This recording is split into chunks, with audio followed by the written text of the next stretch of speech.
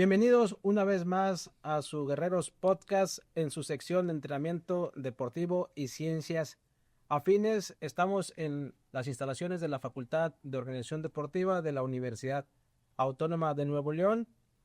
Hoy tenemos nuestro episodio número 3 de la temporada 2, el cual nos acompaña el día de hoy el doctor Fernando Alberto Ochoa Ahmed, gran amigo, colega, profesor de esta facultad. Y bueno, pues hoy hablaremos un poco de su vida, de su trayectoria, de lo que es el entrenador. Entonces lo hemos titulado este episodio El entrenador deportivo de la experiencia al aula con el doctor Fernando Ochoa. ¿Cómo estás, Fer? Muy bien. Bienvenido. Un saludarte, gracias por invitarme. Bueno, pues hemos platicado muchas veces, ¿no? Y la última vez que estuvimos platicando dije, pues tenemos que plasmar esto, tenemos que difundirlo y también hacerle llegar a los entrenadores el concepto, la idea, o sea, a los chicos de que el trabajo es lo más importante, No hay de otra. ¿no? ¿Cuántas veces hemos platicado y hemos dicho, me gustaría, hay que hacer esto? Y bueno, tantas cosas, ¿no?, que hay por ahí. Entonces el día de hoy me gustaría que nos compartieras un poco tu experiencia, ¿no? Hoy vamos a hablar de tu experiencia. Todo gusto. Lo que nos puedas compartir, ojalá y sea mucho, y que podamos compartir algo con las futuras generaciones y claro, ¿no?, hacerte un homenaje porque bien merecido te lo tienes. No, muchas gracias. Muchas gracias. Hace poco tuvimos en tu festejo, ¿no?, de tus primeros 40 años como entrenador, ¿no? Como director de la academia, fundador y director de la academia de tenis, que todavía, gracias a Dios, sigue operando y con mucho éxito. Y pues el que me hayan acompañado para mí fue un honor, fue un gusto tenerlos por ahí compartiendo esa fecha tan importante. No, a ti agradecido porque me invitaste, no, quién iba a pensar que yo podía estar ahí. En algún momento te lo he dicho. Me acuerdo que tenía 13, 14 años, yo entrenaba con el profesor Homero González. Todos hemos trabajado con él. Bueno, pues ya hablaremos en paz descanse. De él, ya hablaremos, en paz descanse el profesor. Ya hablaremos de él un poco, y yo te veía enfrente, ¿no? Y allá estaban, pues ya estaban los buenos, ¿no? Ahí estaban los mejores de México, ¿no? Por allá entrenaban allá enfrente de nosotros, allá en algún verano de allá por el 92, 93, por ahí más o menos. Todo el equipo de Copa Davis estaba entrenando aquí conmigo.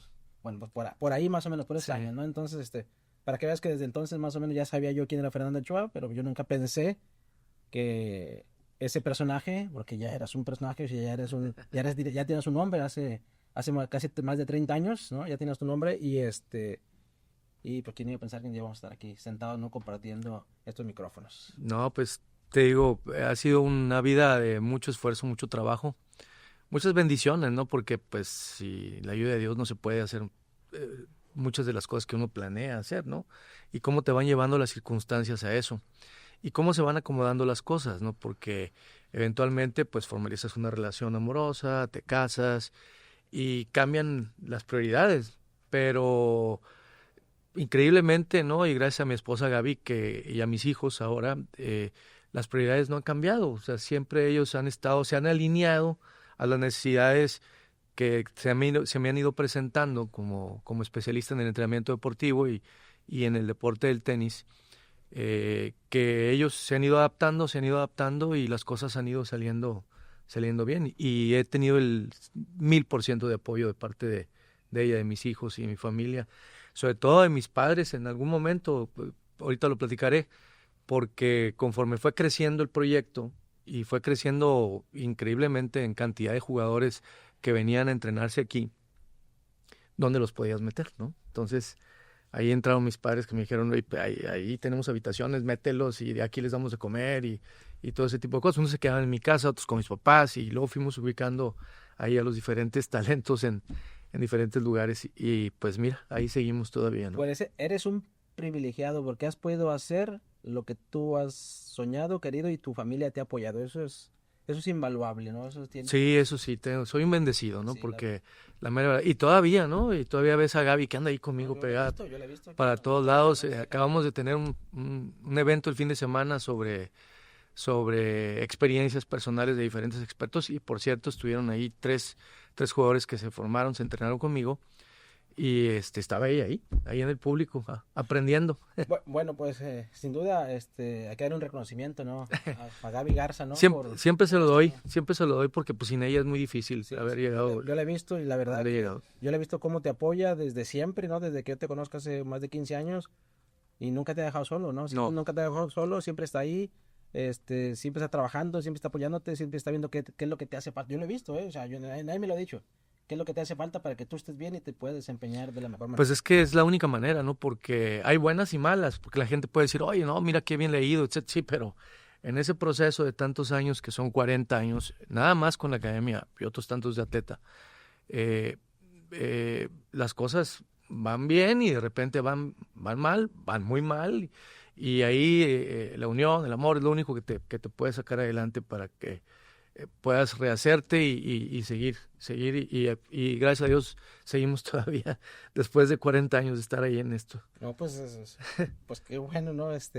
Qué bien, y pues hay que seguirle, ¿no? Qué bueno que han tenido esa comunicación, que han tenido ese trabajo en equipo, ¿no? Ese trabajo en equipo, porque a veces puede complicar las cosas, ¿no? Y sobre todo, ¿sabes qué? Alguien que te equilibre, porque en esto eres muy susceptible de repente a caer en la adulación y entonces alguien que te diga ahí, vamos por aquí, y entonces entre los dos hemos coincidido de que no te la puedes creer, tienes que trabajar y nada más, trabajar y echarle ganas y las cosas se van dando solas. Por eso dicen que detrás de un gran hombre hay una gran mujer. Pues sí, yo sí he sido bendecido por eso. Bueno, pues después de esta introducción vamos a empezar por el principio. Claro que sí. ¿De dónde eres, Fer? Mira, yo nací en Gómez Palacio, Durango. Ah, yo pensé que era aquí de Monterrey, Fer. No, nací en Gómez Palacio, Durango en 1964.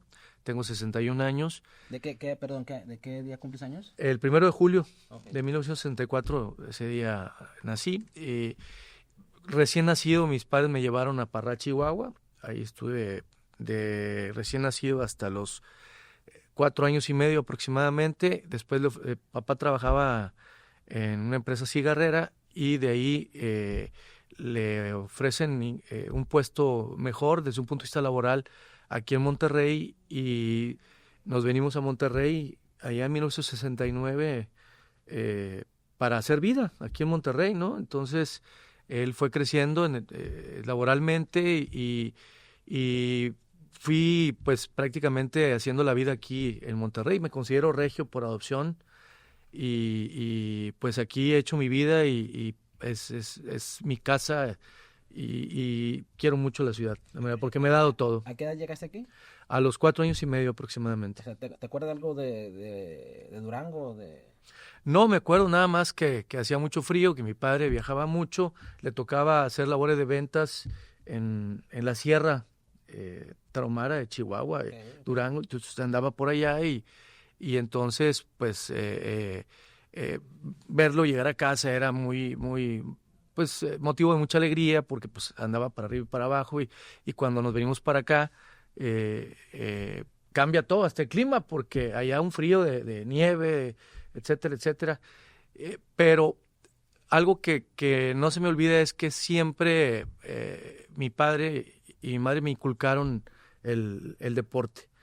O sea, le gustaba mucho el deporte. ¿A quién le gustaba el deporte? Porque normalmente nada nace de la nada. O sea, yo casi no conocí a ningún niño que diga, es que ni a mi papá ni a mi mamá le gustaba y yo fui deportista. ¿A quién le gustaba el deporte? No, a mi papá le gustaba mucho el deporte y bueno, y mi mamá, pues, ¿qué hay que hacer con los hijos, no? Pues apoyarlos y entonces, al llegar aquí, me inscriben en la escuela y empiezo a conocer a los niños del barrio y entonces a jugar fútbol, a jugar béisbol, lo que fuera, y entonces en algún momento, cerca de los 8 años, me inscribe mi papá en la Liga Pequeña Mitras de béisbol. Ah, ¿no era el tenis? No, yo empiezo a jugar béisbol de manera organizada en la Liga Pequeña Mitras, que está ubicada en Mutualismo y Gonzalitos, donde está el centro de investigación de nuestra universidad. Entonces ahí estaba ubicada y ahí empiezo a jugar béisbol y me meto de lleno a jugar béisbol. Andaba jugando nacionales, andaba jugando todo ¿Sí eso. llegaste a jugar? Andaba yo, sí, muy metido en el béis ¿Y qué jugaba? ¿Shortstop, segunda o qué? Jugaba de shortstop, Okay. jugaba de shortstop. Y ahí empiezo yo a darme cuenta cómo los entrenadores, que desde un punto de vista pedagógico eran muy exitosos, cómo dirigían, cómo operaban. ¿Eras consciente de eso? Sí, porque cuando eres sujeto a ciertas medidas disciplinarias, porque no te comportas bien o te distraes, ¿sí me explico? O no haces caso, empiezas a tomar conciencia de que está bien y que está mal, ¿sí me explico? Y todavía me acuerdo No episodios. Caso. ¿No hacías caso? No, pues es que te vuelves inquieto y de repente está dando una instrucción del entrenador y estás jugueteando y todo ese tipo de cosas y de repente te empiezan a meter ahí en cintura y qué opinaban, qué hacían, de qué manera trabajaban en equipo, porque allá la figura del entrenador no es sola, siempre hay un coach, ¿sí me explico? Y hay algún padre de familia que está involucrado y entonces empieza a ver cómo operan, qué habilidades de liderazgo se veían. Ahora lo digo así, pero en aquel entonces yo veía más o menos y cómo va cambiando tu vida y te vuelves más disciplinado, más enfocado y eso me ayudó mucho como deportista. Conforme va avanzando el tiempo, alrededor de los 12 años, por ahí 13 años, que yo ya empiezo a dejar el béisbol ya por la edad. Había categorías pony y eso, pero no continué mucho ahí. Llegaron unas familias de la Ciudad de México aquí a Monterrey y entonces en un centro deportivo ahí de Cigarrera La Moderna, ahí nos juntábamos para jugar fútbol, ping-pong, ahora tenis de mesa, ¿verdad? ¿Dónde trabajaba tu papá? Donde trabajaba mi papá y entonces se hizo una muy buena palomilla para hacer deporte. ¿Tu papá? Fernando Ochoa Pámanes, ¿Y tu que en mamá? paz descanse. Mi mamá se llama Enriqueta Ahmed Torres. Enriqueta Meta. Sí. ¿De dónde viene ese apellido? Es libanés, de Meliteli, República del Líbano. Entonces, estamos ahí en el libro azul de las familias de origen libanés aquí en México y entonces, pues, ellos se conocieron, se casaron y aquí estamos, ¿no? Con 2 hermanas menores que yo. Entonces, ¿y cómo se llaman tus hermanas? Una se llama Piedad, la que sigue de mí, Piedad del Rayo, Ochoa, y la otra Claudia Ochoa, la más chica. Yo soy el mayor. Okay. Yo soy el mayor, el que anduve, te digo, para arriba y para abajo, ahí abriendo brecha. Entonces, volviendo al tema de Cigarrera, ahí vas a hacer a hacer deporte, ¿no? Porque era la manera en que uno se distraía. Ahora yo vería eso un poquito más complicado o mucho más complicado porque hay muchas más distracciones para los niños, ¿no? Sobre todo videojuegos, todo lo que se ve con las tablets, computadoras, todo lo que se ve en streaming, ¿no? En televisión. Ya es complicado sacar al niño todos los días a ir con sus cuates, con sus amigos a hacer deporte. O sea, ¿era la calle o Cigarrera o béisbol? No había más. Nada más. Entonces, pero íbamos ahí, coincidimos, pero resulta que todos esos amigos jugaban tenis, ¿sí me explico? Y entonces venían de jugar, participaban en el deporte del tenis ahí en la Ciudad de México, se vienen para acá, y ahí en Cigarrera había una cancha polivalente donde ponías los postes y te daban una red, tú la instalabas y te ponías a jugar. ¿Amigos de barrio? No, amigos que conocí allá, que venían de la Ciudad de México, que jugaban tenis en ese centro deportivo. Entonces, ahí iban ellos que por cierto ya no existe ese centro deportivo, pero ahí iban ellos y todos y ahí nos conocimos, hicimos una gran amistad, nuestros padres hicieron una gran amistad. Todavía mi mamá, por ejemplo, se sigue viendo con algunas de esas madres de familia que todavía sigue ella procurándolas. Y ellos jugaban tenis, yo no, yo venía del béisbol y pues empezar a jugar tenis, pues había que convivir en todo lo que fuera, ¿no? Entonces había béisbol, softball, tenis, natación, todo lo que fuera y tenis, ¿no? Entonces... ¿Y la cancha era también de tenis también? Tenía las dimensiones trazadas, las líneas y todo, y había de voleibol, de básquetbol, bueno, tenían sus tableros y todo. Y ahí empezamos yo empecé cuando menos a jugar, pero ¿cómo jugar? O sea, hacías lo que podías, ¿no? Entonces... ¿No había entrenador? No había nada. Existía en aquel entonces Homero González como el mejor entrenador que había en nuestro país. Un hombre a quien yo le debo muchísimo por todo lo que hizo por mí desde un principio, desde que me conoció hasta que falleció. Una persona que yo quise mucho porque no sé qué me vio. pero fue al único del grupo que me dijo, oye, me gusta cómo juegas, ¿quién te enseñó? Pues yo solo, ¿verdad? Viendo a Pancho Contreras y Vicente Zarazúa narrando los partidos de los torneos internacionales y la Copa Davis, cuando Raúl Ramírez y Marcelo Lara, etcétera, eran los mejores exponentes del tenis mexicano. Y ¿Qué edad tenías? yo tendría 13, 14, más o menos por ahí. 14. ¿Empezaste a A jugar, a agarrar una raqueta unos 14 años aproximadamente. Tardío, va contra natura, ¿no? Sí, Pero, sí, sí, sí. pero si algo aprendí también el béisbol es a ser muy terco, entonces no me gustaba perder. O sea, jugabas todo el día. Estaba todo el día en la pared, le fundía a mi mamá todos los focos de una cochera que teníamos y le tiraba yo al switch ahí para ¿Le tiras al switch? al switch, A dar. prendía y apagaba, se fundían los focos y ¡ay, ya me fundiste el foco! Y entonces ahí estaba yo, y miles de repeticiones en un día y siempre andaba buscando una pared donde pegar y jugar extra, etcétera. Autodidacta 100%. 100%, hasta que en un torneo que organiza Hernán Garza Chavarría, que ahora es el director del Abierto Monterrey, a quien le mando un gran saludo y a quien aprecio muchísimo, él organiza como presidente de la Asociación de Tenis de Nuevo León, gratis, la inscripción gratis. Y entonces nos metimos todos al torneo. Yo ya con 15 años, 16, porque era la categoría de 16 años y menores.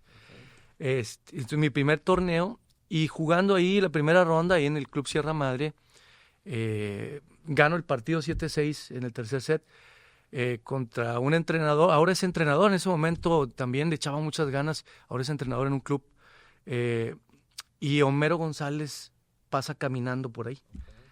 Y entonces queda viendo mi partido, no se quedó viendo ningún otro partido. Y entonces cuando salgo es cuando él me pregunta, ¿quién te enseñó a jugar? No, pues yo solo. Entonces él ya me dice, oye, te espero en Nova porque me gustaría trabajar contigo. Y de ahí se me abrió un cúmulo de oportunidades. Pero a ver, Qué increíble. Cigarrera, que jugar ahí, ¿te fuiste al torneo? Sí, me inscribí en el torneo porque... ¿O jugabas en algunas otras canchas? No. Por aquí No, en Cigarrera nada más. Ah, y luego en Cigarrera, también ese grupito íbamos un par de canchitas de asfalto que estaban ubicadas en el área médica. Okay. Odontología, la Facultad de Medicina, aquí en nuestra universidad, y ahí nos permitían jugar también.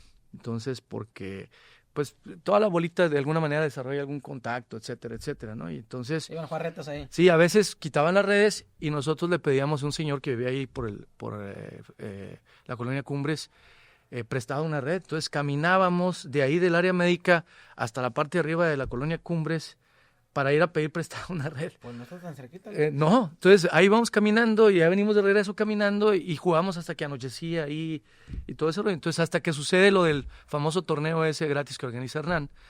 Y ahí es donde me veo Homero González y después me acerco con él a Nova, ahí a formar parte de sus alumnos, ¿no? Bueno, ¿quién fue Homero González? Homero González fue increíblemente el pionero de la enseñanza del tenis de manera estructurada y organizada en México. En México. En México. Él inclusive se forma... ¿Qué año más o menos, te acuerdas? Bueno, él empieza en los años 70. Okay. En los años 70 él era tenía su nacionalidad americana, él era americano y también la nacionalidad mexicana, entonces viajaba mucho a Estados Unidos por cuestiones familiares y de trabajo y cosas de esas, pero también a la par hacía cuestiones de música. Él era un gran compositor y entonces todo eso lo llevó a estar yendo a Estados Unidos, pero le encantaba mucho el deporte del tenis. Y él siempre pensó que la única manera de enseñar el tenis con calidad era certificarse. Entonces él se certifica, va a Estados Unidos con Vic Braden y a California y ahí va. Y entonces eso le da a él un reflector que le dio mucha aceptación, no solo en Nuevo León, en Monterrey, sino también en México. Y él me inculcó a mí siempre la pasión por enseñar. No hay tiempos, no hay horarios, no hay nada. Entonces él, atrás, todos los que andábamos pegados con él, para arriba y para abajo, le ayudamos a dar clínicas, entonces aprendimos mucho la cuestión pedagógica con él, porque era el más grande, ¿no?, que yo considero que había en ese momento en México. En ese momento me acuerdo que me decía que tenía 48 años y murió de 80 y tantos, ¿no? Entonces, imagínate, le dedicó toda una vida a la enseñanza del deporte del tenis. Y entonces, él tiene la visión, después de todo eso, de organizar un torneo en el Club Alpino Chipinque con los mejores tenistas juveniles de aquí de Nuevo León, y invitaba a algunos también de fuera, ahorita comento quiénes, invitando a entrenadores de colegio de Estados Unidos. Entonces él trae a varios entrenadores, entre ellos a un entrenador de nombre A.G. Longoria, que en ese momento era el entrenador en jefe de la Universidad del Norte de Texas, de North Texas State University, ahora se llama University of North Texas, y entonces para que vinieran a reclutar talento. Estoy hablándote 1 año y medio después de que empecé con Homero en Nova. Y entonces viene AG y me da la oportunidad de irme a estudiar a Estados Unidos. 1 año y medio. Todo fue así, muy rápido. Y entonces me voy a Estados Unidos y sigues aprendiendo cómo se manejaban las cosas, cómo se maneja un equipo. Estados Unidos? A estudiar, Okay. a estudiar. ¿A estudiar qué? Becado, a estudiar Business Administration, administración de empresas, Okay. allá en Estados Unidos. Después aprendes mucho allá, lo que es la competencia, el trabajo en equipo, ¿sí? El espíritu de equipo. Me explico, cómo se trabaja, cómo se lucha, cómo todos ven a los demás, todos están ahí, todos ganan, y cuando pierden, todos pierden y entienden qué hay que hacer, y cómo piensan, ¿no? Los atletas de alto nivel. Por ejemplo, me tocó tener un número 1 en el equipo, David Samuel, que era un líder. Él todo el tiempo estaba contigo, qué se te ofrece, qué necesitas, peloteaba contigo, ¿sí me explico? Corría contigo. Entonces todo ese tipo de cosas se te van quedando, ¿no? Se te van quedando. Y luego después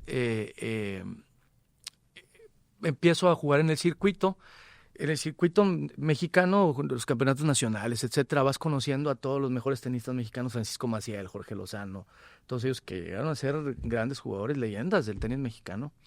Te haces muy amigo de ellos y empiezas a viajar con ellos a jugar en el circuito profesional. Y a punto de salir a unos torneos ATP a Canadá, para hacerte dinero, para viajar, porque pues no había mucho dinero, se me ocurre jugar un torneo de bolsa aquí en Monterrey, y ahí me fracturo un tobillo. Me fracturó un tobillo y pues yeso primero y luego después una férula.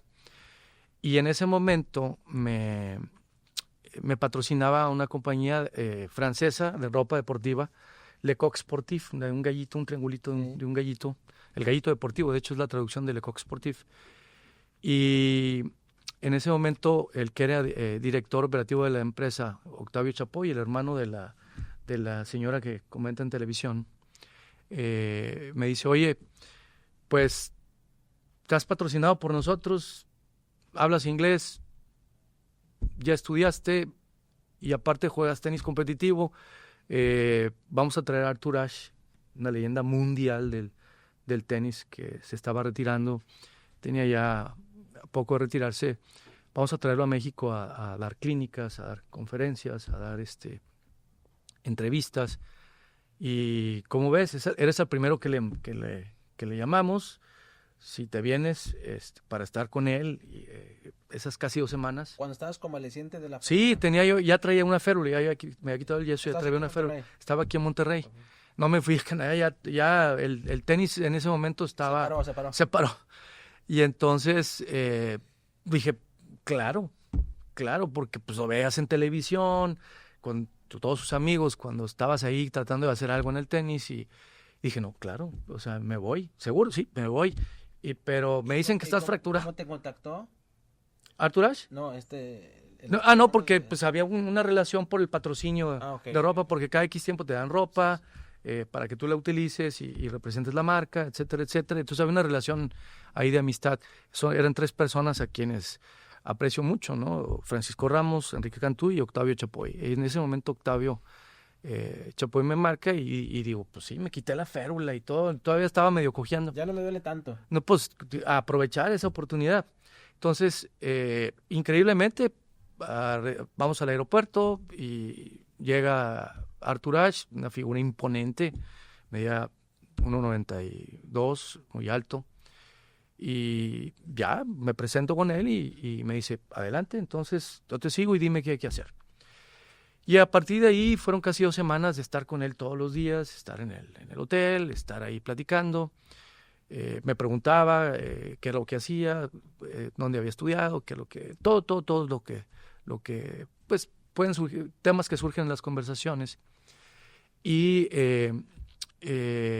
pues en algún momento le gustó, ¿no? La interacción que teníamos y cómo durante las clínicas, cómo también yo me atrevía a no solo traducir, sino corregir y todo ese tipo de cosas. Y me dice, oye, se te ve algo, madera para poder enseñar, ¿no? Y entonces le digo, no, pues la clásica, no, muchas gracias, y cosas así por el estilo. Entonces, conforme iba avanzando, de repente, de la nada, ya te encontrabas en televisión, haciendo traducciones para un Guillermo Ochoa en Hoy Mismo, o en aquel entonces Imevisión, a lo que es ahora TV Azteca, y la prensa, y conferencias de prensa, y todo ese tipo de cosas, que pues el inglés me lo dio, ¿no? Cuando mis padres me decían, a estudiar inglés, y ándale, no, pero a estudiar inglés. Entonces eso me fue abriendo muchas. O sea, es importante estudiar inglés. No hay de otra. Yo lo veo así, pregúntale a todos mis alumnos cuáles son las recomendaciones que les hago, ¿no? Entonces, se me fue abriendo. Y al término de todo ese eventos, era impresionante la cantidad de eventos y todo. En la última noche que estamos ahí cenando, él y yo, y me dice, mira, tu pie no te va a dar. En este rollo, si no tienes oportunidad de meterte hasta arriba, no recomiendo que sigas. Así te lo dijo. Él era muy directo, muy directo. Sin muchos rodeos. Sí, podrás jugar bien al tenis, pero jugar increíblemente bien al tenis, solamente unos pocos. Él fue número 1 del mundo, ¿verdad? Y aparte... ¿Te lo dijo alguien que sí, entonces tu tobillo no te da, etcétera. ¿Por qué no empiezas un proyecto? Un proyecto que valga la pena, donde dedícate a enseñar. Y entonces nos despedimos, como que no hice mucho caso, ¿no? Entonces ya cuando me sentí un poquito mejor, empezamos otra vez a jugar. Y ahí es donde arranca la academia. ¿Y cómo arranca? La clásica, ¿no?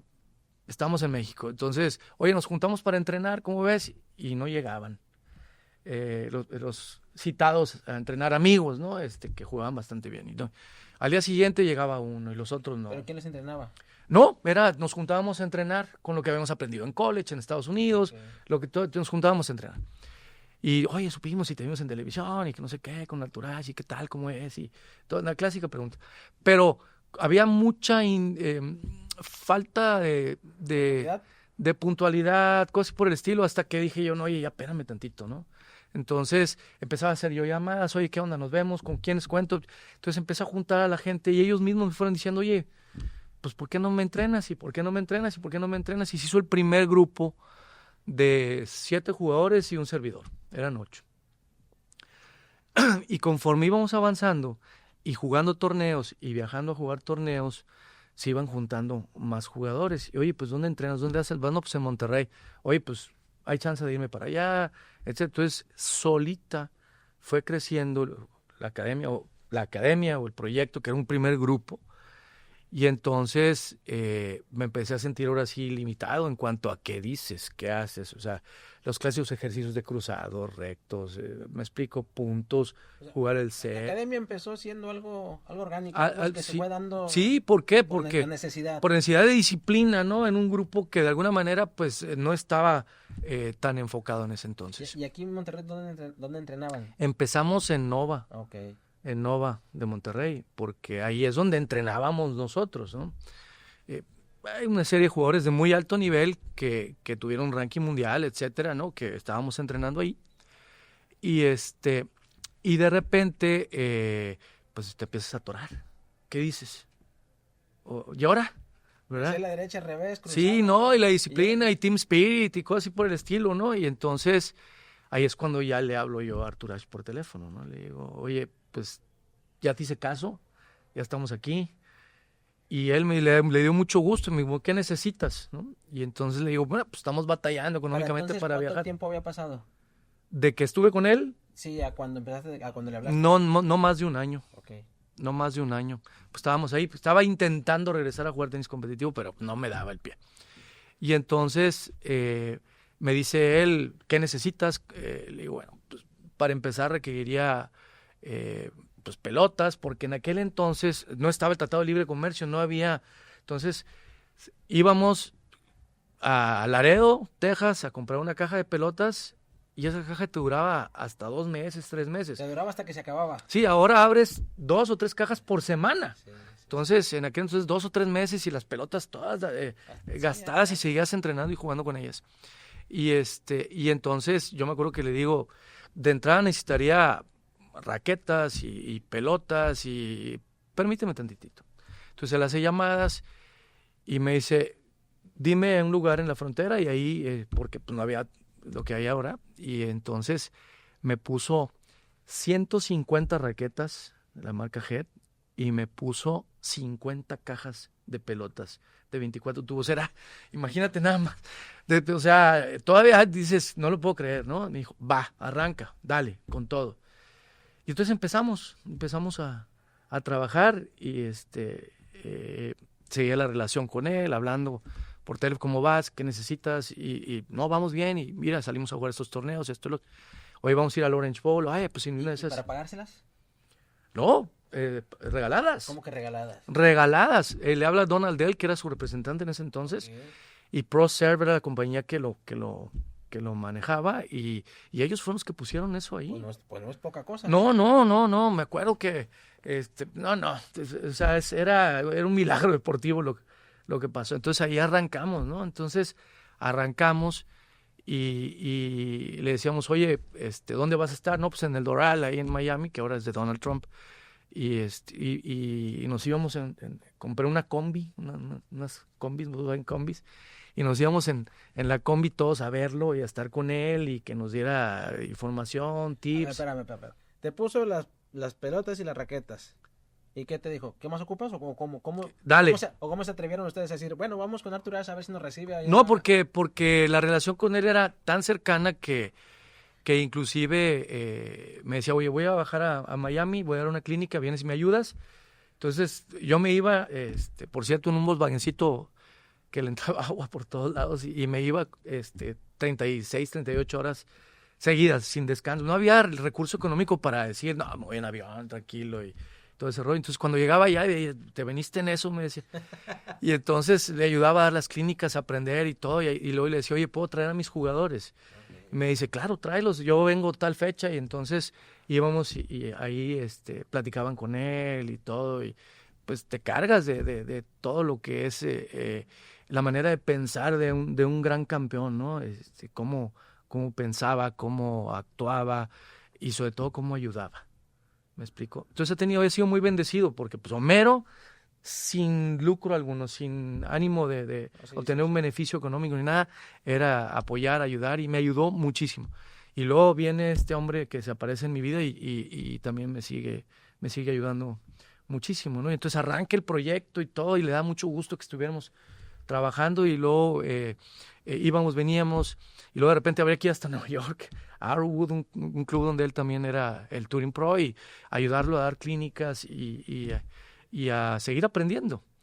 Entonces pasa el tiempo, la academia sigue creciendo, y ahí es donde entran mis padres, ¿no? Que me decían, pues no tienes dónde meter gente en tu casa, ya no caben, porque mi casa es muy pequeña. Entonces pues ahí con ellos, y housings, y a ver cómo le hacíamos. Cuando empezaba a llegar gente de otros estados. De otros estados e inclusive de otros países. Ya empezaban, porque en el tour empieza a conocer mucha gente que dice, oye, me gusta cómo trabajas, quisiera irme para allá, etcétera.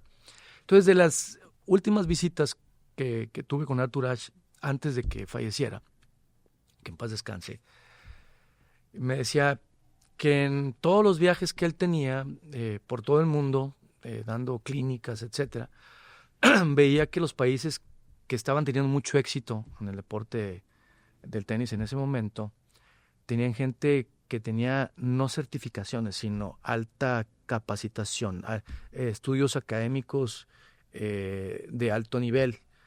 Ya las certificaciones no van a ser suficientes. yo te recomendaría que te pusieras a estudiar. Fue de las últimas recomendaciones. Sí, y entonces eso dices, es lo que estoy viendo, ¿no? Cursos, sí, USTA hace sus cursos, sí, la Federación Internacional hace sus cursos, certificaciones, pero se me hace que todo va más arriba. Eso es, dice, lo que me he estado dando cuenta. Entonces los países, las federaciones importantes van hacia allá, a involucrar gente que esté preparado desde un punto de vista académico, científico. Y entonces es cuando ya en ese momento decido inscribirme en la maestría en ciencias del ejercicio aquí en la facultad. Bueno, antes de pasar a esa etapa de tu vida, durante todo ese proceso de entrenamiento, ¿quiénes fueron tus alumnos más destacados en un inicio? Pues es que la mayoría tuvo ranking mundial. Increíblemente empecé con jugadores que eran altamente competitivos. Estuvo Eduardo Vélez, estuvo Faruk Marcos, estuvo Carlos Castilla en ese momento. Un israelí, Ronen Morali, que jugaba increíblemente bien también. Y luego llegó en otra generación, llegó Agustín Bebé Moreno, llegó Enrique Baroa, llegó Rafael Rangel, de los que ahorita, Mario Pacheco, Marco Osorio, todos estuvieron en el equipo de Copa Davis. Y después, generaciones después, llegaron Miguel Gallardo, que fue también número 1 en México, jugador de Copa Davis con una carrera impresionante representando a México. Daniel Garza, Luis Díaz Barriga, Carlos Palencia, Antonio Ruiz, grandes jugadores que dio México en ese momento. Pero muy interesante porque en ese inter que iban llegando esos jugadores, empiezo a entrenar mujeres. Okay. Se empiezan a acercar mujeres también a que las entrenara. Ahí llega Melody Falcó, por ejemplo. Mujeres normalmente no había. No, eran puros hombres.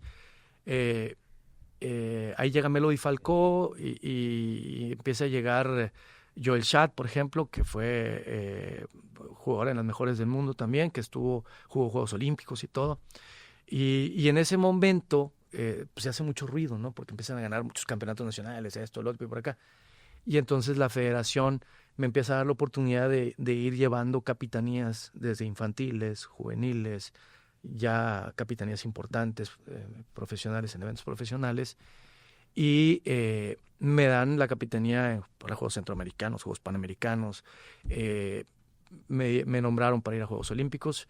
No alcancé a ir porque estaba Raúl Ramírez junto conmigo dentro de las capitanías. Fue Raúl a esa Atlanta 96 y ahí en ese momento me dan la responsabilidad de ser capitán del equipo de Copa Federación. Ahora se llama Billie Jean King. Y entonces todo el equipo de Copa Federación se viene a entrenar aquí a Monterrey conmigo y de estar entrenando puros hombres altamente competitivos, de repente llegan las mujeres altamente competitivas, ¿no? Y entonces empiezo a trabajar con ellas y nos va bastante bien, ganamos medallas en Juegos Panamericanos, después nos va bien en la Copa Federación, ahora Billie Jean King, y ahí me toca convocar a Angélica Gabaldón, por ejemplo, ¿no? Que aparte de gran atleta que me tocó dirigir y llevar, ahora es una gran amiga y por cierto la acabo de ver el fin de semana pasado y me dio mucho gusto verla después de tantos años. Y entonces ya estás tratando con jugadores dentro de los mejores 20 del mundo. El Bebé Moreno, por ejemplo, estuvo en los mejores 100 del mundo, hizo semifinales en Roland Garros de dobles, Angélica cuartos de finales en Wimbledon, Australia. Y entonces empiezas a meterte a ese mundo, ¿no? De la altísima competencia, viajar a los Grand Slams, US Open y los triunfos en Copa Davis, las derrotas también, porque todo el mundo piensa que todo es miel sobre hojuelas, ¿no? Me tocaron triunfos increíbles, partidos increíbles, vivirlo en la silla como capitán y también como parte de los equipos de Copa Davis y Copa Federación, cuando los partidos de Copa Davis eran de 3 de 5 sets, a 3-5 sets, eran partidos de 5, 6, 7 horas que había que estar ahí luchando y los jugadores salían y jugaban dobles al día siguiente y jugaban el partido el domingo y querían jugar y todo ese tipo de cosas, eso que casi no se ve ahora, ¿no? Entonces, me tocó vivir todo eso. Entonces, me acuerdo una vez que Miguel Gallardo le gana a Nicolás Lapenti, que en ese momento estaba 5 del mundo, y le gana en 5 sets, 6-4 el quinto, que cuando lo están estirando me dice un preparador físico de nombre Luis Pérez, que le mando también un saludo, lo está estirando y me dice, oye, he seguido tu carrera pues prácticamente desde que empezaste. Dice, ¿qué se siente? Y le digo yo, ¿cómo? ¿Qué se siente? Le acaba de ganar al 5 del mundo este jugador y de juvenil no tenía triunfos importantes. Y mira, nada más. Yo, pues nunca me habían hecho esa pregunta, le digo, pero se siente trabajo, lucha, esfuerzo y estudio, ¿no? Mucha preparación, eso es lo único que te puedo decir.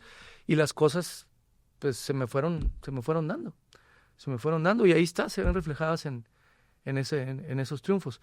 De hecho, Miguel habló en la ceremonia de los 40 años ahí y me tocó ver triunfos que decía yo, ¿cómo pudo sacar este partido? ¿Cómo? Y ahí es donde siempre me preguntan, pues, ¿qué debe tener un campeón? Espíritu. ¿Sí me explico? Corazón, espíritu. No le veo otra. No sé cómo le hacen para sacar fuerzas de flaqueza, ¿no? No es técnica, no es táctica. No sí, eso lo tienes que tener, pero eso ya lo tienen mucho. Pero hay muchos que lo tienen, sí. ¿No? Sí. Pero lo que me ha tocado ver ahí, que digo yo... ¿Qué hace la diferencia? No sé, Dios les dice, dale, tú puedes. Si me explico, me tocó un partido en Copa Federación en Venezuela. Angélica Baldón había perdido su partido y me tocó debutar una juvenil, Jessica Fernández, y el partido empezó 9 de la mañana y eran las 2 de la tarde y seguían jugando. Sí, seguía luchando y en los cambios me decía, ya no puedo, y dale, y sácalo. Hijo, me acuerdo y está canijo, ¿entiendes? Entonces ahora ves que los niños a veces no les puedes gritar, no les puedes exigir, no sé si me explique, quieren hacer mínimo esfuerzo, quieren obtener el máximo resultado, y eso es imposible, ¿no? Eso es imposible. Y cuando tú ves todo lo que lucharon todos esos chavos, que fueron leyendas del tenis mexicano, que estuvieron en la élite del tenis mundial, no sé si me explique, y que tú tuviste la oportunidad de formarlos, de entrenarlos, de estar ahí con ellos, pues eso es algo que es invaluable. ¿En qué momento se ha cambiado esa forma, no?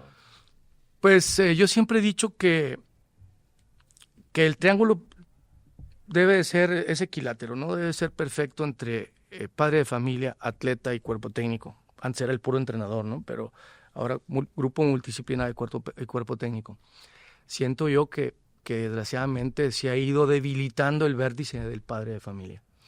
El padre de familia ha ido doblando, se ha ido ablandando y entonces es muy complicado porque no puedes tú llevar a cabo el trabajo como tú quisieras llevar. Hay excepciones honrosas, ¿no? Pero no, la mayor parte no entienden que la única manera es luchar, es sacrificarte, es estar ahí mañana, tarde y noche. Yo trabajo de lunes a domingo y hay todavía padres de familia que dicen, no, yo el domingo no me levanto, no, lo quiero dejar descansar. Está la figura que en aquel entonces no existía, ¿no? Del terapista, lo llevamos a terapia para que le dieran masaje, o sea, abusan de todo eso, no sé si me expliquen, no es para sacar adelante un proceso que ha sido difícil, sino ya es por costumbre. Entonces el jugador se ha ido ablandando. Yo lo que vi en esos momentos ahí con la bandera de México, no lo he vuelto a ver. O sea, tienes que estar ahí, es muy contado el niño o el jugador juvenil que le ves tú ese espíritu. Y cuando lo tienen, muchas veces no se dan cuenta, porque se va diluyendo ese talento entre todo lo demás. ¿Sí me explico? Y tú dices, se está yendo, se están perdiendo generaciones enteras. ¿Idiosincrasia, cultura puede ser? Puede ser, la cultura del esfuerzo. Yo conozco se ha ido perdiendo. Claro, porque increíblemente, cuando tú ves que ciertos jugadores viajan a Europa o viajan a Estados Unidos o se van a estudiar a Europa o se van a jugar una cantidad de semanas o meses a jugar en Europa, vienen con una mentalidad diferente. ¿Sí me explico? siento yo que se ha ido ablandando. No nada más en el tenis, en muchos otros deportes escuchas tú a los entrenadores y los formadores que te dicen estoy sufriendo, estoy batallando mucho, ¿no? Entonces, eso siento yo que ha sido el principal problema. Pues hay que trabajar, yo creo, ¿no? Para poder retomar esa parte. Lo que pasa es que el padre de familia tiene que querer, tiene que entender cuál es su rol. ¿Cuál es su rol? Interviene demasiado. Por ejemplo, no sé, voy a hablar de un ingeniero en computación. De repente, ya cuando acuerdas el ingeniero en computación, y lo digo con todo respeto, ya está opinando de cómo corregir biomecánicamente una derecha, por ejemplo, o qué elementos de la preparación física se deben de trabajar, y te sorprendes y dices, y yo de computación, digo, inclusive les digo, oye, yo no sé programar, tú sí, pero cómo tú sí cruzas ese Rubicón, ¿no? Eso es algo que yo creo que es bien interesante y que lo hemos discutido. Muchas veces la gente piensa que el deporte, diversión, nos la pasamos bien, jugamos fácil, como que se asocia como que es fácil, como que todo el mundo sabe, todo el mundo tiene derecho.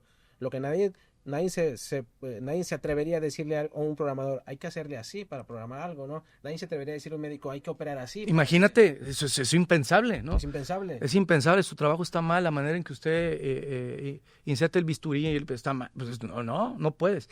Y ellos ya cruzaron esa frontera.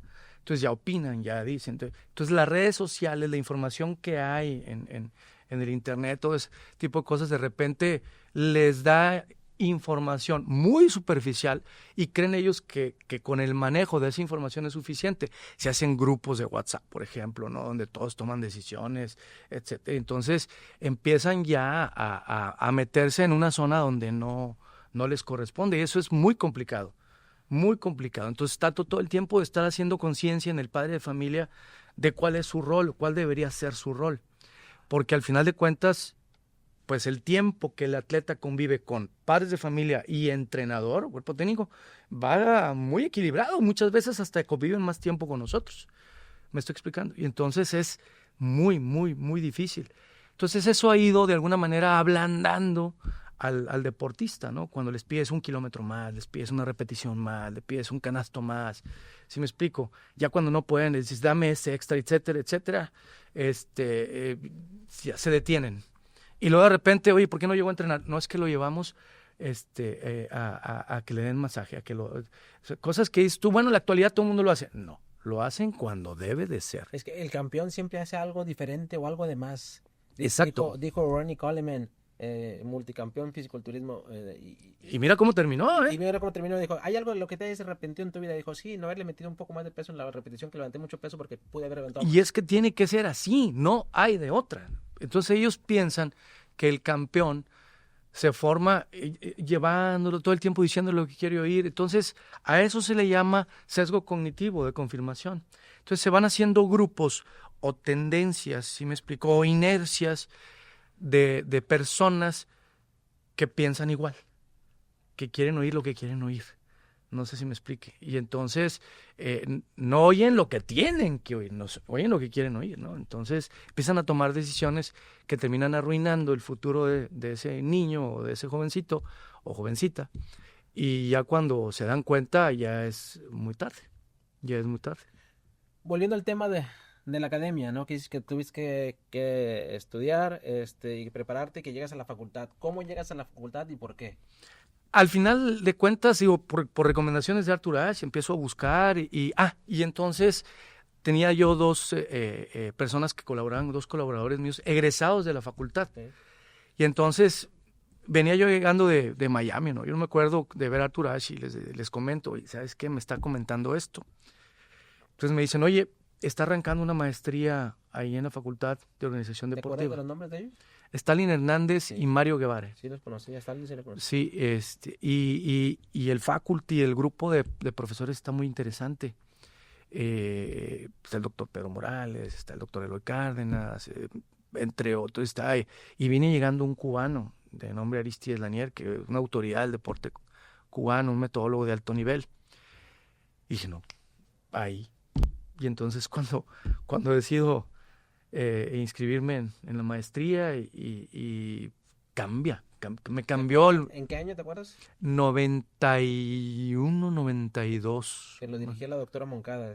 Sí, la doctora Moncada lo dirigía y la facultad era muy chiquita, una oficina.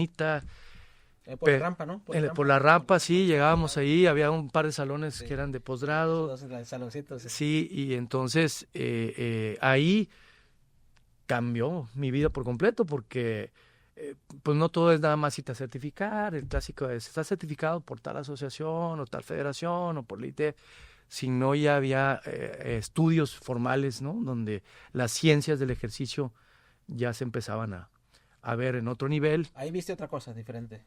Totalmente, mi vida cambió por completo, como que dices, oye, espérame, échale ganas, ya no es suficiente, ¿no? Porque esa es otra que todo el mundo me dice, es que tú eres muy apasionado, muy pasional, pues es que no hay de otra, yo lo veo así, no hay de otra. Si un jugador me dice el domingo, oye, te veo 5 de la mañana, ahí estoy.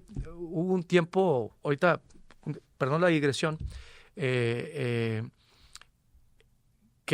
el César Tiburón Ramírez, por cuestiones académicas, lo obligaron a tener que ir a la escuela en la mañana, porque él estaba en un programa medio en línea y lo tuvieron que obligar a ir a la escuela en la mañana, y entonces el doble turno era ya muy complicado, y la única manera para cumplir con 3 horas de entrenamiento era vernos en Nova a las 4 de la mañana. Y entonces así duramos todo el año calendario escolar. A las 4 de la mañana estábamos, prendíamos la luz y a trabajar 3 horas. Entonces iba a las 7 de la mañana, se bañaba y se iba a la escuela. Entonces, por eso es que siempre he dicho que no hay horarios, no hay nada, hay que estar ahí Hay que estar a la hora que hay que estar, y el esfuerzo que hay que dar y con la temperatura que hay que estar ahí. Y entonces, eso muy bien, pero la información, el estudio, la disciplina que te da el estudio de esos niveles, cómo pensaban gentes muy importantes a quienes aprecio mucho y que les reconozco el nivel de conocimiento, el doctor Morales, Pedro Morales, Aristides Lanier. Y entonces, en ese momento, Aristides Lanier, en una de las clases de metodología de entrenamiento, me decía, a ver, tú, ¿qué has aprendido? No, pues muchas cosas. Bueno, se ordena así, todo lo que ves de la ciencia se ordena así en un plan de entrenamiento. ¿Sí me explico? Y entonces, ahí es donde empiezo a darme cuenta, dicho por él, por el doctor, que pues no sabes nada. No sé si me explico. Crees que sabes. Crees que sabes, pero no sabes nada. Pero no sabes nada. Entonces decía yo, ¿dónde estoy? Y ahí es donde él me va arropando, me va guiando y entonces es cuando él me recomienda eventualmente hacer el doctorado. Pero llegaba a mi casa, que es tu casa, y tocaba y venía y se llevaba muy bien con mi esposa, la veía como una hija, y ahí platicábamos y de lo que era formarse en Alemania, en la Unión Soviética, con Medvedev, con Bauerfeld, con Harry, con todos esos. Harry fue el que formó a Bompa, a Tudor Bompa, ¿no? Que ahora es un referente, ¿no? Del trabajo de la fuerza y la metodología de entrenamiento. Bueno, con todos ellos se formó. Entonces el que me fuera contando todo eso, se cuenta que le estaban contando un cuento a un niño. ¿Sí me explico? Y entonces empieza a cambiar todo. A ver, háblame un poquito más. ¿Quién era el doctor Aristides Lanier Soto? Aristides Lanier Soto fue un especialista, primero en educación física, en Cuba, al triunfo de la Revolución Cubana. Después se fue especializando en el entrenamiento de alto rendimiento orientado hacia el atletismo. Y una persona cuyo capacidad tan grande le fue abriendo las puertas en el deporte cubano para ser considerado el metodólogo en jefe de todo el deporte cubano en la época que conformó Barcelona 92, Atlanta 96, un poquito antes, ¿no? Seúl, Barcelona. Entonces todo ese tiempo él estuvo como metodólogo en jefe ahí en Cuba, y él se fue a hacer un posgrado a Alemania, a Leipzig, a la Universidad de Deportes de Leipzig. Ahí se forma con Harry, Bauerfeld, todos ellos, y ahí hace su doctorado con especialidad en entrenamiento de alto rendimiento orientado hacia el atletismo. Y el primer doctor que dio que dio Cuba. Después Antonio Peralta, un biólogo molecular muy interesante, se formaron ellos dos. Y después él regresa a Cuba un tiempo, le dan la jefatura de alto rendimiento del deporte cubano. Y después él mismo, en una de las interacciones, conoció a Matveyev, a Leo Pavlovich Matveyev, padre de la metodología del entrenamiento moderno, y decide hacer un segundo doctorado con Matveyev en la Unión Soviética. Entonces, cuando termina el doctorado, regresa a Cuba y surge la oportunidad de venirse a trabajar porque Raúl González lo conoce cuando era director de la CONADE y se lo trae a México. Y increíblemente, porque era una persona hipertensa, no se adaptó a la altura de la Ciudad de México. Y Raúl González le habla a Daniel Bautista, que era director del INDE en ese momento, el Instituto del Deporte aquí de Nuevo León, y le dice: oye, te mando este metodólogo, es una personalidad, va para allá, porque aquí se me está enfermando. Y entonces se lo trae Daniel Bautista para acá y empieza a trabajar en el instituto, a ordenar todos los programas de desarrollo del instituto. Pero la doctora Moncada en ese momento tiene la visión de contactarlo y traerlo a la facultad. Y es ahí donde yo lo conozco, ¿no? Entonces, pues él increíblemente se fijó en mí, no sé, en algún momento, ¿no? Y esa es la tercera persona que entra en mi vida. Y pues aquí estoy, ¿no? O sea, me empieza a dar su tiempo, convivíamos, un grupo de muchachos de la maestría que nos juntábamos a estudiar en un departamento todos los días, ahí estudiando, y llegaba él a darnos información y a irnos orientando, y al final de cuentas, pues todos, yo cuando menos dije, no, yo quiero ser como él, ¿no? Entonces fue cuando a insistencia de él, me voy a Cuba con unas necesidades económicas muy importantes y todo, porque aparte que estaba pues recién casado, pues Fernando el mayor estaba recién nacido y pues había pues necesidades económicas y fuimos y me lancé para allá y fui para allá y a comer una vez al día y a andarle batallando, ¿no? Entonces, pues es lo que trato yo de transmitirles a los chavos, de que todo se puede y que a veces hay que dar muchas cosas a cambio de algo que tú percibes que te va a ayudar mucho, ¿no? Hasta que, pues, tuve la oportunidad de graduarme y me tocó disfrutar su compañía un añito aproximadamente, porque después fallece de un cáncer ahí y pues aquí seguimos, ¿no? Intentando emular todas sus hazañas en la metodología del entrenamiento. ¿Qué fue lo que... Fíjate, me estás diciendo, es la tercera persona que me ha tocado en mi vida, ¿no? O sea, de ese nivel, ¿no? Que te han impactado, hay mucha gente que te ha impactado, ¿no? Pero que te hayan hecho diferencia, ¿no? En el momento de tu vida. Tiene una característica, por lo que veo, ¿no? Tiene una característica ellos de que son apasionados en lo que hacen, han creído en ti, o sea, gente que cree en las personas y que tiene el don de colaborar, de ayudar, de no guardarse las cosas, ¿no? De compartirlas. Pero tú creo que has tenido algo muy interesante, ¿no? Que ellos te lo hayan confiado en ti, ¿no? O sea, porque han visto en ti, han visto en ti cosas muy parecidas a lo que ellos han hecho y que yo lo veo en ti, ¿no? Eres una persona muy apasionada, que siempre está preocupado y entretenido y apasionado por lo que hace. Siempre estás intentando ver el cómo darle la vuelta a lo que estás haciendo, estás intentando cómo innovar las cosas. Yo creo que es algo yo creo que eso es lo que vieron. Yo creo que eso es lo que vieron en ti, que compartían contigo esa pasión por hacer las cosas. Entonces, yo lo que te he visto, ¿no? Es una persona bastante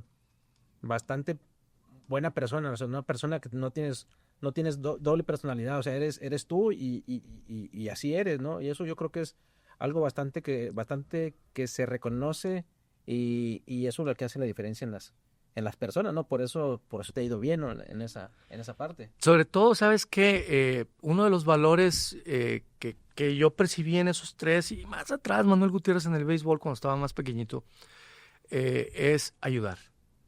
¿Sí me explico? Entonces, hasta la fecha, todos los que van y me piden apoyo y ayuda, siempre trato de ayudarlos con sus limitaciones, hasta donde puedan llegar. Me doy cuenta de dónde puede llegar y que trate de lograrlo. No sé si me explique. Porque incluso yo te he visto, incluso creo que a veces hasta ayudas de más. A veces hasta alguna gente hasta se columpian de la ayuda que les das. Yo lo Pues, he visto. Sí, pero siempre, no se me olvida una frase que alguien que aprecio mucho, el doctor Oscar Salas Freire, me comentó, que a su vez se lo dijo el doctor Alfredo Piñeiro: equivócate dando. ¿Sí me explico? O sea, que no escatimes, porque cuando yo le hablaba a Arturage, nunca se negó en una llamada, nunca se negó a sentarse conmigo una hora, lo que fuera.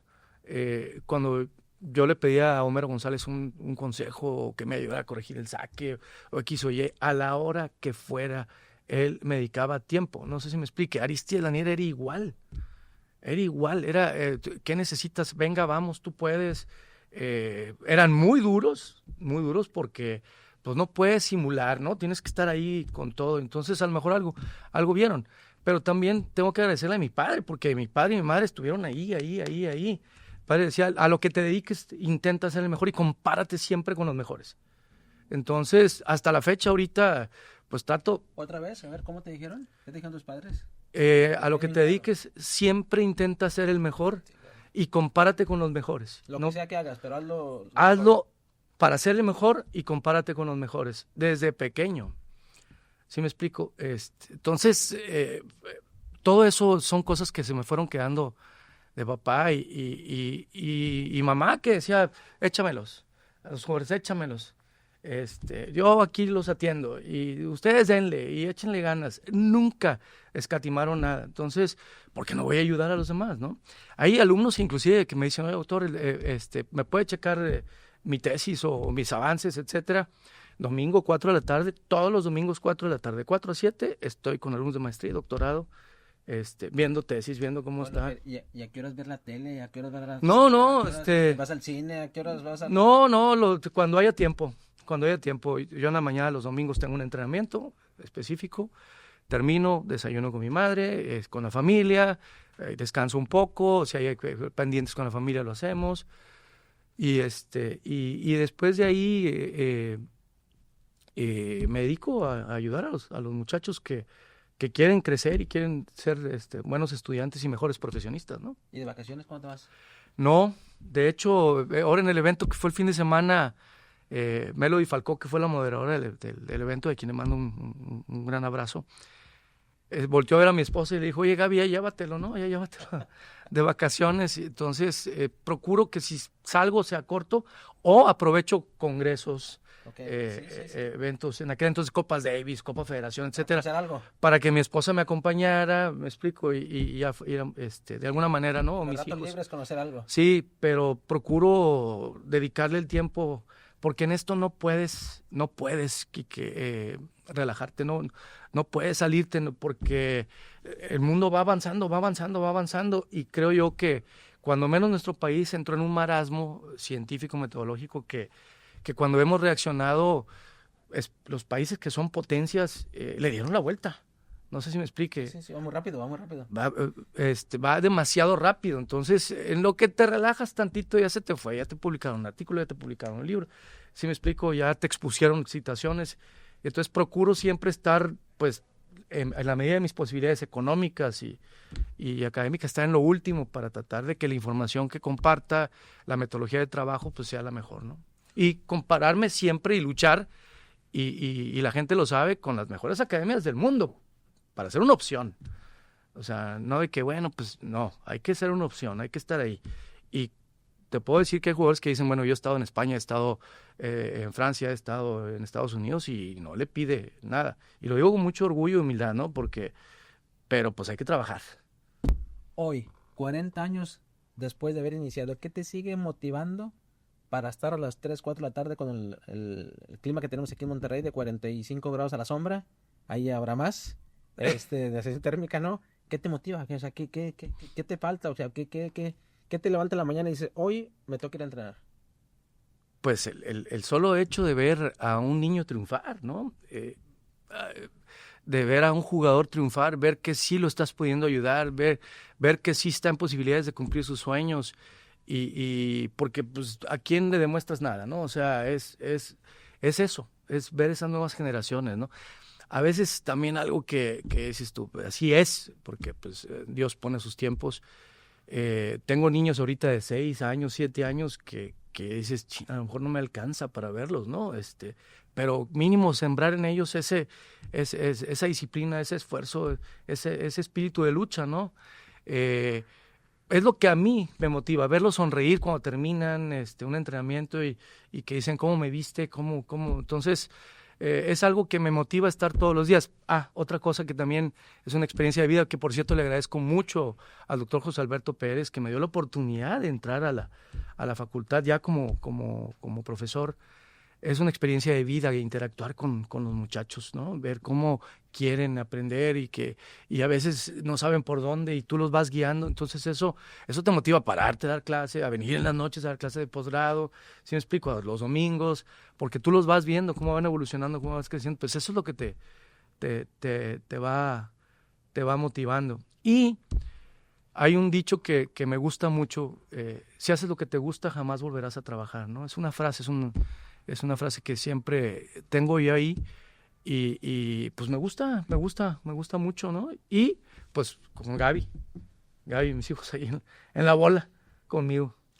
Ya casi para terminar, Fer, hablando del entrenador de tenis, ¿a qué problemas se enfrenta actualmente?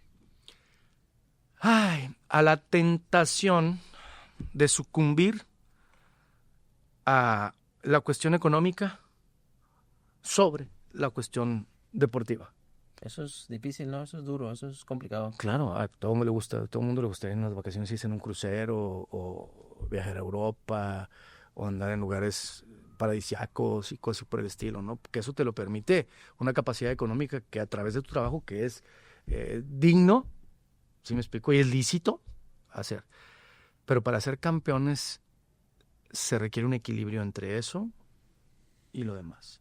O sea, tú no puedes poner por delante la cuestión económica nada más y dejar de lado lo deportivo. Entonces, tú ves niños que llegan a los clubs con un talento increíble y están por ahí porque la persona que sí pudiera apoyarlos y ayudarlos está, pues, ganando nada más dinero dando clases particulares. Vuelvo a insistir, es válido. No sé si me explique, pero el entrenador que aspira a formar grandes campeones tiene que dedicarle tiempo a eso, sacrificando muchas otras cosas. Y ahora lo que veo es que el entrenador se ha ido yendo hacia allá. Son muy capaces, sí, sobre todo en el aspecto técnico-táctico, pero se han ido también conformando, ablandando, y eso es lo que yo veo. Hay honrosas excepciones, te lo digo porque, pero son los pocos, ¿no? Entonces, ¿Cómo un papá se puede dar cuenta de esa diferencia de decir, bueno, ok, aquí aprendió técnico-táctico, pero necesito ir más allá? Necesito ir más allá porque el niño quiere, nosotros queremos, podemos apoyarle a intentar ser el mejor de México y salir a nivel internacional. ¿Qué tiene que hacer o qué tiene que saber para poder diferenciar y decir, me voy para allá o me voy para acá? eso es lo más complicado, ¿no? Porque muchas veces el entrenador que inicia a un niño con talento no se da cuenta y se queda más tiempo del debido. Las fases sensibles empiezan muy tempranito en la vida, pero 14, 15 años ya empiezan a agotarse. Y entonces muchas veces no se dan cuenta. Y en la etapa de desarrollo técnico de las 4, ¿no? Iniciación general, desarrollo técnico, perfeccionamiento y obviamente después el alto rendimiento, en la etapa del desarrollo técnico ya tienen que estar bajo la tutela de un entrenador con altísima capacidad para poder proyectar al deportista a otro nivel de rendimiento. Lo que detecto ahora es que el jugador promedio, con talento, porque no fue obligado a través de un buen proyecto de desarrollo, digo obligado, motivado tiende a rechazar el trabajo físico y psicológico, que es complementario totalmente a lo técnico-táctico. Entonces, ellos piensan que nomás compitiendo se van a hacer campeones. Entonces, si en esas etapas del desarrollo técnico no le cambias el mindset al jugador y al padre de familia, porque el padre de familia, pues no me lo agotes, ¿verdad? No me lo desgastes, porque lo veo que llega cansado. Todo ese tipo de cosas va a ser muy, muy complicado. Pero es que eso es clave. ¿Cómo le dices a un niño? ¿Cómo le dices a un niño?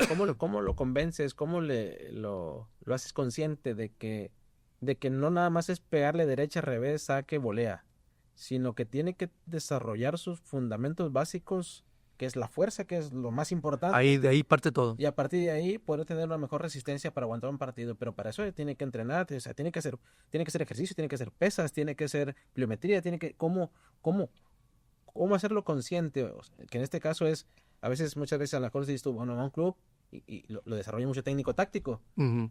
Y a lo mejor papá dice, pero ¿cómo te va a traer a mi hijo para que lo traigas corriendo, no? Aquí hay algo que es bien importante. El sistema competitivo que tenemos en nuestro país, siento yo que ha ralentizado todo esto. ¿Por qué? Porque cuando tú saturas demasiados torneos, que está bien el calendario, pero con muchos días de competición por torneo, el trabajo técnico-táctico es el único que soporta el desempeño del jugador. Me he dedicado por muchos años a hacer estudios con GPS. Y los GPS me han arrojado que en tenis infantil y juvenil, el 80% de la distancia total recorrida se camina. Entonces, la ventana para poder desarrollar un jugador a través de un partido de tenis es de 2 a 4% nada más. Sí, de todo el tiempo total. De todo el tiempo total. Y entonces, ¿qué sucede?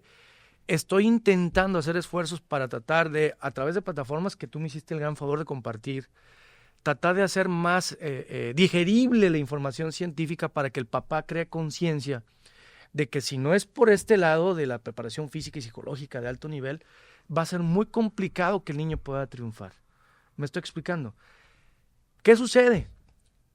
Te dicen, es que el niño no lo necesita porque es campeón nacional. Sí, pero es campeón nacional de un país que tiene muchas carencias desde un punto de vista metodológicas y obviamente científicas en el proceso de preparación deportiva. Porque cuando salimos a competir en campeonatos del mundo, nos ganan, y muy fácil, países que sí le están poniendo interés, ¿sí me explico?, a ese tipo de trabajo complementario que es el físico y el psicológico. Y entonces algunos papás han ido comprando la idea, les ha gustado mucho y han ido cambiando el mindset, y entre ellos por hearsay, ¿no?, como comentarios que hacen entre ellos y todo, empiezan a crear un poquito más de conciencia.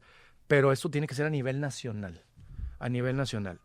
Tú dices, bueno, pero Estados Unidos tiene saturado su calendario de competencias. Sí, porque compite viernes, sábado y domingo.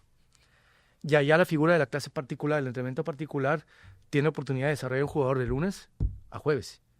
Me estoy explicando. Viernes o domingo compites, regresas y entrenas. Aquí no. El torneo empieza el lunes, termina el sábado. ¿Sí me explico? Si llueve el domingo y entonces encadenas 3 o 4 torneos, por el principio de la reversibilidad se empiezan a ir para atrás los valores, los indicadores, y ya cuando acuerdas el jugador está totalmente estancado, con el peligro de que no solo ese jugador, sino la generación completa se te vaya para abajo. Pero es que no es lo mismo tener ese desentrenamiento cuando estás en tu fase de desarrollo, cuando ya estás maduro, ¿no? O cuando estás antes, ¿no? Porque no es lo mismo, o sea, las fases sensibles y la ventana de no, crecimiento es más corta. Y la reversibilidad, hay niños, yo he hecho estudios también donde, nada más con pliometría, con multisaltos, por ejemplo, 8 semanas saltaron, 300 saltos por día, durante 8 semanas. Y en la 9ª semana solo compitieron, niños de 12 años, solo compitieron. Estoy hablando de niños de 12 años mexicanos tenistas. Al término de la 9ª semana volvimos a evaluar, 43% por abajo el valor. Pero si a ese niño lo vuelves a llevar a otro torneo, y otro torneo, y otro torneo, regresa. Y lo regresa 4 días, medio entrena, y sale a jugar a otro, y a otro, y a otro. Entonces lo estás sacando del proceso de preparación de alto rendimiento, ¿no? Entonces, claro, se va para abajo y se hace una espiral. ¿Y no sale de ahí? Y ya no saliste. Entonces, estoy también en el esfuerzo de concientizar a la Federación Mexicana de Tenis para que traten de cambiar el formato de los torneos, y ya están escuchando, se están abriendo un poquito. Vamos a ver, esperemos que a futuro quede por ahí para darle la vuelta a esto, porque si no, pues vamos a seguir todavía acordándonos de lo que hizo Angélica Gabaldón, de lo que hizo Miguel Gallardo, el Bebé Moreno, me estoy explicando, Oliver Fernández. Sin duda alguna eres una persona autorizada para decir esto que estás diciendo. Conozco muy pocos entrenadores mexicanos en México, en cualquier deporte, que sean directores técnicos como lo eres, ¿no? Y además científico, porque a lo mejor podrá haber científicos en la preparación física, pero no son los directores del proyecto, ¿no? O sea, no son el número uno. Tú eres el número uno en cuestión de la dirección técnica, pero además eres científico. Entonces, eso que me estás diciendo, eso es invaluable. Entonces, es importante, ¿no? El tomar en consideración esto, incluso no nomás para el deporte del tenis, sino también para extrapolarlo a otros deportes. Sí, ¿no? otras disciplinas. Se desarrolla también. que después platicaremos, ¿no? Donde el destino te va llevando a otras disciplinas y aprendes muchísimo de cómo piensan también otros deportistas de muy alto rendimiento en otras disciplinas. Pero el común denominador está ahí. Ese es el problema que tiene el tenis mexicano. ¿Qué te diría que tiene un entrenador que quiere ser el mejor de México? Esa misma pregunta me la hicieron este fin de semana pasado en un panel de expertos. Pasión. Te tiene que gustar lo que haces, es pasión. No puedes permitir no luchar por ser el mejor. Tienes que sacrificar todo.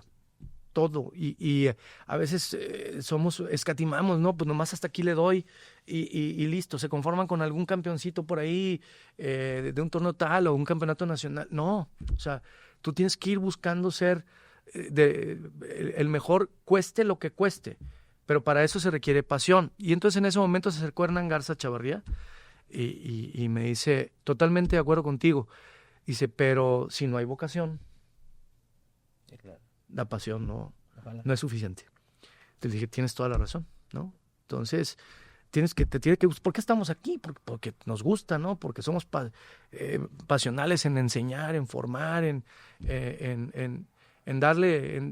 darle pues las herramientas, lo que podamos de herramientas a los muchachos para que puedan triunfar más adelante. Pero tiene que haber pasión. ¿Y qué papel juega la ciencia en el entrenamiento deportivo? Porque la ciencia, decimos, si la pedagogía es la interacción que existe entre el educador o entrenador y el atleta o educando. Pero siempre ha existido la pregunta de si la pedagogía es un arte o una ciencia, ¿no? Es ambos. O sea, es un arte porque tienes que tener la habilidad para poder transmitir el conocimiento, pero es una ciencia porque requieres de toda la información que generan las ciencias aplicadas para poder complementar todo esto, ¿no? Entonces, sin la ciencia, el deporte está sujeto a garbanzos de a libra. ¿Sí me explico? Pero no se puede masificar, no se puede orientar, no se le puede dar la posibilidad al deportista de competir con los mejores del mundo. Punto.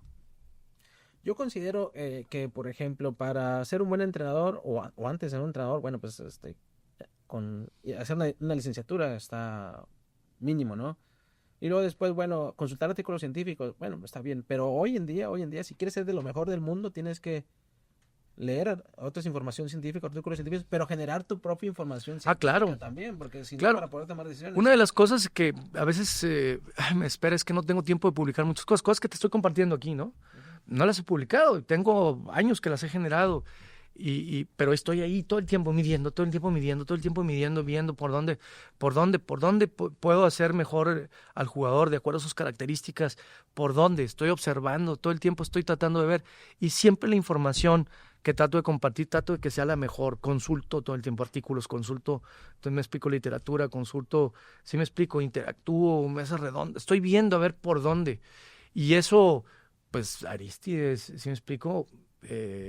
Arthur Ashe, o sea, todas esas gentes que me formaron me lo fueron inculcando. Me explico, me levanto muy temprano, reviso la clase que voy a dar y surge una idea, la anoto, traigo ahí mi cuaderno de notas todo rayoneado, etcétera, ¿no? Entonces, de esa manera es como lo hago yo, ¿no? Habrá gente que lo haga de otra manera, pero sin la pasión y, como dijo Hernán, la vocación, es muy complicado que puedas lograr algo. Yo veo profesores de softball, yo los veo, me doy cuenta quién sí tiene vocación y quién no. Unos tendrán la oportunidad de llegar a los más altos niveles, ¿no? En sus deportes, otros formarán gente, otros motivarán, pero me gustaría comentarte esto. Dentro de la academia llegó un jugador hace muchos años que se le veía un poquito de nivel de tenis. Sin embargo, me pidió apoyo con todo gusto, hablaban los papás conmigo con todo gusto, que por cierto el papá sigue siendo un gran amigo mío. Y ese jugador batallaba mucho para ganarle a alguien, no sé si me explique. Sufría mucho para ganar partidos, que le complicaba, y los demás, tú sabes, ganando a nivel internacional. Y sufría mucho y todo. Termina el tiempo, le alcanzó para una beca deportiva en Estados Unidos, se gradúa, y ahora me enteré que él fue su compañía, donde él es un alto ejecutivo, quien diseñó e instaló los motores que cierran el techo del estadio Artur Ashe, ¿no? Y entonces el papá me dice, te lo voy a pasar, y me dice lo que aprendí ahí. La disciplina. Soy el primero que llego a las 7 de la mañana a la oficina. Me explico, estoy ahí, motivo a mi gente. Y entonces, pues eso te paga todo. Ya sé quién es. ¿Sí me explico? Entonces dices, o sea, ¿qué más, no? Entonces, no cometer el error de que si ganaste eres bueno. No, eso es lo que a mí en lo personal me motiva. Así digo, hijo, este chavo tiene 2 pies izquierdos, pero le va a alcanzar para esto. Va. ¿Sí más allá del tenis? Sí, va más allá de eso. Eso también le hace mucha falta al entrenador, puede ser mexicano, pero también el que aspire a hacer algo. Todo en el camino se va dando. Ser personas de bien. Sí, entonces el estadio, tú sabes, es la catedral del tenis en Estados Unidos, ¿no? Y que yo haya convivido con ese hombre, Artur Ashe, y ver que todo se va cuadrando, ¿no? ¿Hay algo que te hubiese gustado hacerlo diferente en todos esos 40 años?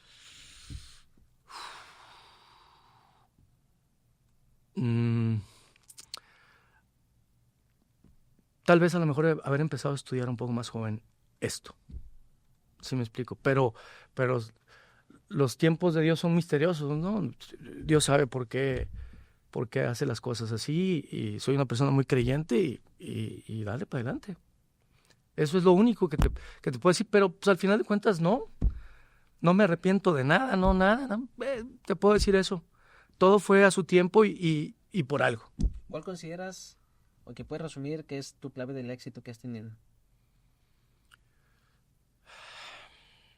Mi familia, 100%. Mis padres, mis hermanas, mi esposa, mis hijos, porque sin ellos, no. Imagínate que en aquel entonces, ¿yo de dónde meto jugadores? No, pues no sé, se van. No sé si me explique. Oye, me tocó una esposa que no le gusta el deporte, ¿no? Que no le gusta, ¿no? Oye, ¿dónde andas? Vente, quiero ir al cine, quiero ir acá, sácame de vacaciones, sácame acá. No. O sea, mi familia, prácticamente, eso es lo que creo que es clave. Y que Dios me puso esas personas que me fueron formando, ¿no? ¿Algo más que quieras agregar para cerrar, Fer?